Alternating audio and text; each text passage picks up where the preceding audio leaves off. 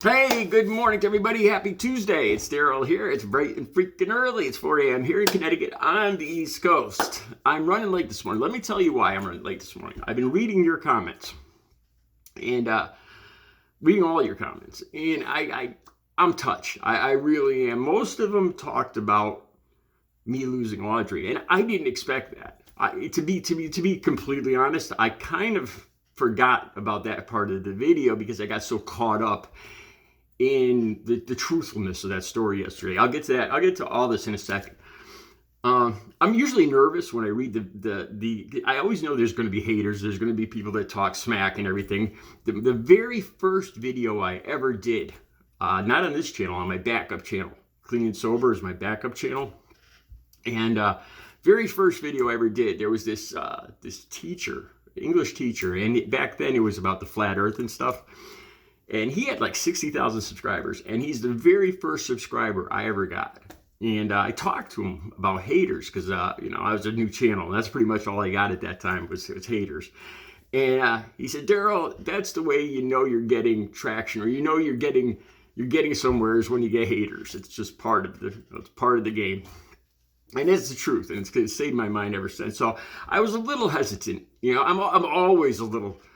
To be totally honest, I brace myself before I read your comments, man.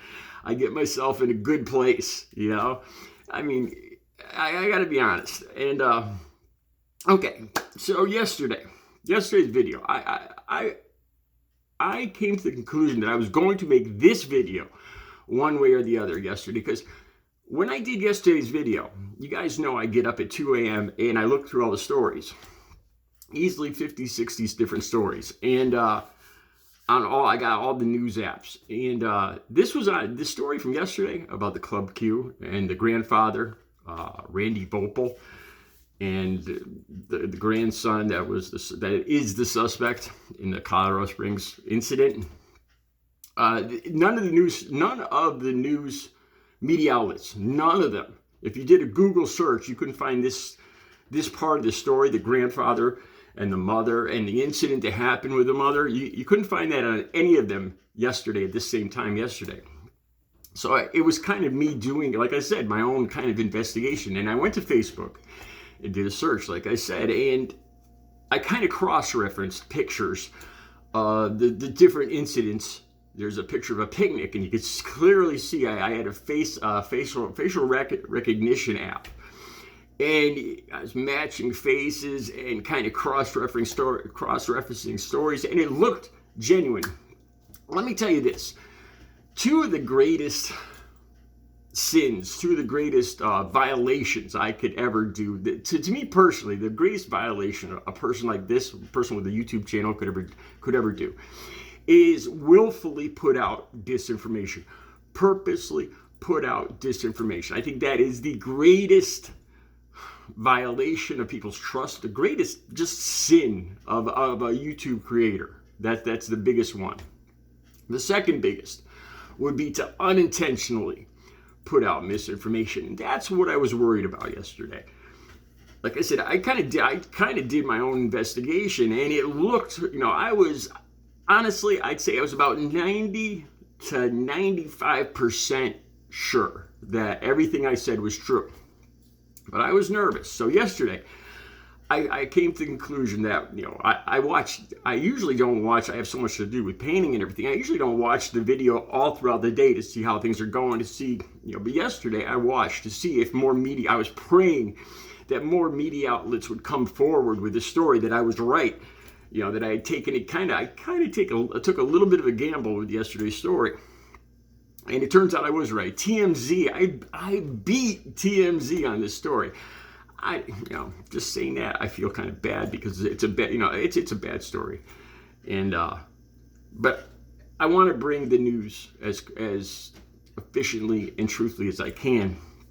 I think it's important that you guys trust what I'm saying on here. If I don't, honestly, that's probably my biggest rule, is having the trust of you guys. The worst thing that could happen to me is if I put something out there that wasn't true, and in my case it would be unintentionally, but even if I did that unintentionally, the thing that would bother me the most is that if you guys then took my post, my video, and shared it all over the place and spread it, and then you guys were spreading my mistake, that would bother me. I don't know. I don't know. I don't know if I could continue doing videos if it got big like that. But it turns out, the story I did yesterday was correct. Like I said, I kept checking throughout the day to see if I was praying that other media outlets would confirm the story I did yesterday. And like I said, I actually beat TMZ to the punch. The other media outlets are all confirming. As far as I could tell, not one thing I said yesterday was untrue. Except the only inconsistency, the only one I spotted, was that in yesterday's video I said that the suspect, Anderson Lee Aldrich, was facing 5 felonies with the mother incident. And then I read later that he might have been facing 6 felonies. That's the only inconsistency, and believe me, I watched carefully all day yesterday. Okay, so here's the problem with me reading the comments. I'm always, because I take them to heart. I really do. I never said that before. I always made it look like, I don't respond to them a lot, and because I didn't want to make it look like I'm vulnerable, and I am. So as I was reading about not even 2 hours after I downloaded yesterday's video, I came across a comment. It was like the second or third one, and it said it claimed that I was putting out misinformation. It claimed that my story was incorrect, and to check before I put out posts like this or something like that. And I was already a little paranoid, putting myself on the line yesterday, and that caused me to recheck, and that's when I found the story in the Washington Examiner. And it was a sigh of relief, and I pinned that comment on top. But when I initially did yesterday's story, I couldn't confirm the story I did about the grandfather, the mother, and everything. I couldn't confirm it with any media outlet, so it was I kind of had to trust my instincts on that, and I'm glad it worked out, because if it didn't, then I figured, okay, if instead of doing this video, I would be on here doing an apology video, apologizing for putting out misinformation and redacting my comments from yesterday if it was wrong, but it wasn't. So why did this guy say that it was misinformation? I have no idea. One of the clues here, like I've told you guys before, when I see there was like 250 views yesterday, but there was 25 likes and 14 comments, that tells me a lot of people watched it but didn't agree with me. They didn't comment, they didn't give me any thumbs up, so more than likely there are people that didn't particularly care not for my story, but for the story in general. And I'm okay with that. A view is a view, man. I get paid for it one way or the other. The best part was reading your comments. I was surprised this morning. When I started yesterday's video out, I started talking about my anxiety. And to be honest with you guys, it's getting worse. It really is. I can't wait for the Thursday and Friday to be over. Like I talked about, the anxiety I have, especially for this Friday, and it's kind of actually going up a level. I'll be honest with you guys. And getting your comments, it touches me. It really does. Half the comments were about that part of the video.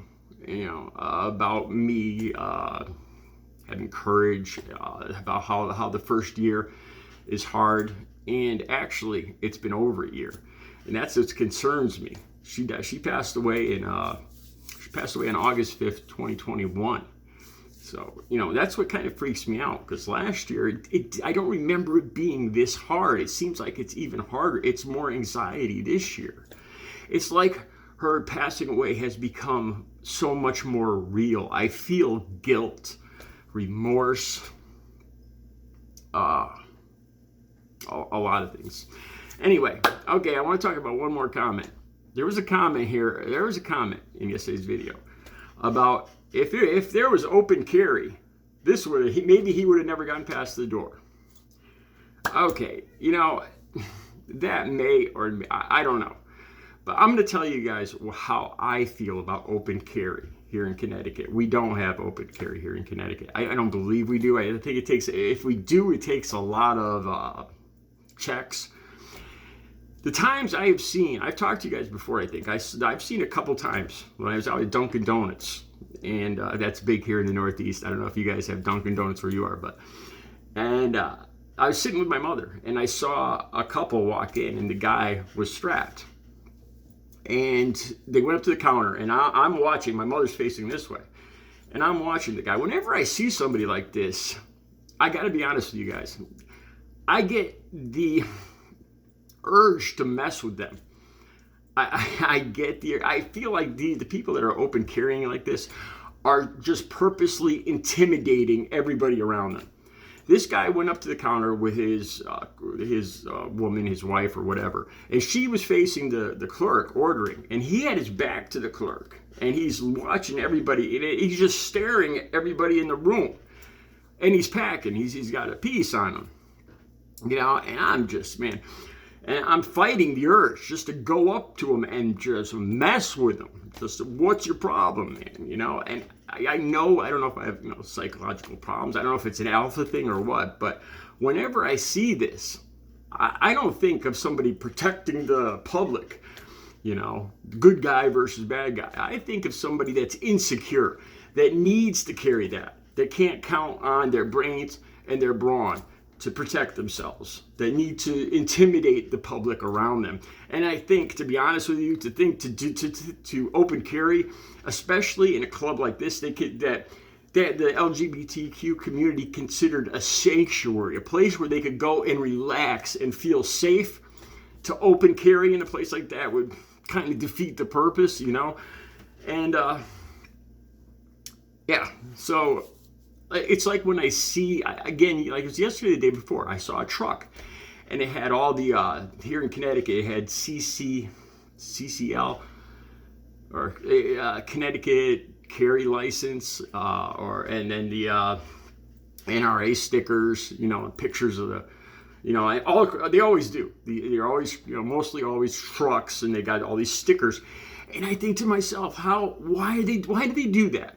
Why do they advertise the fact that they have that in the truck? To me, that seems stupid. You're inviting a altercation. You're inviting somebody to confront you. To me, that's what that says. It's saying, hey, I'm carrying, don't mess with me. You know, it's saying, don't beep at me, don't flip me off, because this is what I have. And I think it's especially stupid too, because every time you park that car or that truck, it's sitting there, and there's a good chance, you know, having been an addict previously, back in my day, you know, that would be a perfect car or truck to break into, because it might have something in the glove compartment that I could sell later on down the line, just thinking the way I used to think as an addict. I think it makes no sense to me. It's when I see people open carry, and I see these people that open carry driving these trucks, advertising over and over again, all with stickers all over the back, that they're open carrying, they're just insecure people inviting a confrontation because they're insecure, because they can't handle themselves with their brains and their fists. That's my personal opinion, and especially it makes no sense in a safe space like Club Q. Just my opinion. All right, let me know what you guys think. I see I'm running long. You guys have a good Tuesday.